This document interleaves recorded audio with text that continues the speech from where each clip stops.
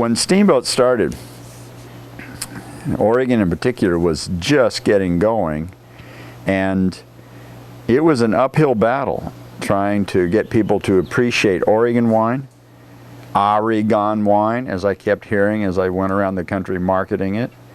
And America didn't drink much Pinot Noir. They drank some Burgundy, but not a lot because it was already expensive. And they didn't drink much American Pinot Noir at all. Well, David Lett and the other guys who came here early came here to grow Pinot because this is a great place for it. Now it was the marketing guys' turn to try to figure out how to sell it. Knew that we were making great wines. I mean, we'd gotten great ratings from Wine Spectator and a lot of others out there, and so we knew we were making great wines. Our customers were telling us we were making great wines, and yet we were still kind of an unknown in the wine industry. So I think that told us that we needed to do something different, and really needed for us to focus on marketing of the wines and doing things like having a tasting room that was open all the time and getting better exposure. I thought I was pretty well prepared by '83. There still wasn't much of a market for Oregon wine, and it was still a struggle for the guys from that first decade or so to from the 70s, to try to convince people to even try it. Mm-hmm.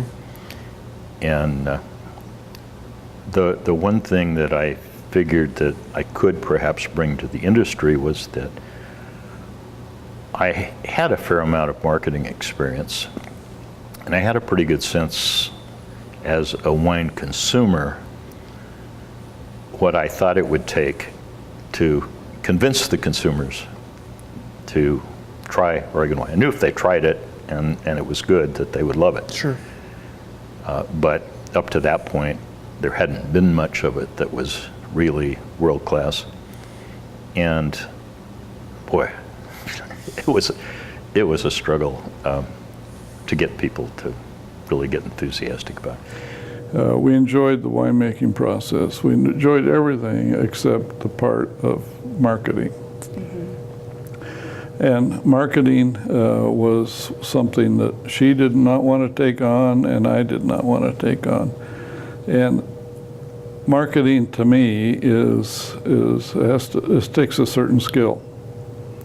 And I would say, generally speaking, winemakers don't have that skill, and they don't want that skill. But I particularly did not enjoy marketing because you work all week on getting something done, and Monday morning it's the same thing again. Mm-hmm. I've actually seen it as a really great marketing tool because, you know, of my 30-some weddings, which mostly happens per summer, I would say about 90% of them are from out of state. And any time that you have people coming here, even if they are local or out of state, those are now all these new people who know of your winery. You know, on average, if it's 150 to 200 people, it's 150 to 200 people who've now tasted your wine. But I think for those of us in regions that don't necessarily are known for Pinot Noir, but for other varietals like we've been talking about, we need to take advantage of that. I always liken it to our marketing initiatives being kind of following the tip of the spear. The tip of the spear is definitely Pinot Noir in any marketplace we go, but we can follow right behind, and we don't have to say anything derogatory about Pinot Noir, for God's sake. That's what brought us to the party. It's all about, you know, now you've tasted Oregon Pinot Noir, now why don't you try an Oregon Syrah or you know, Tempranillo.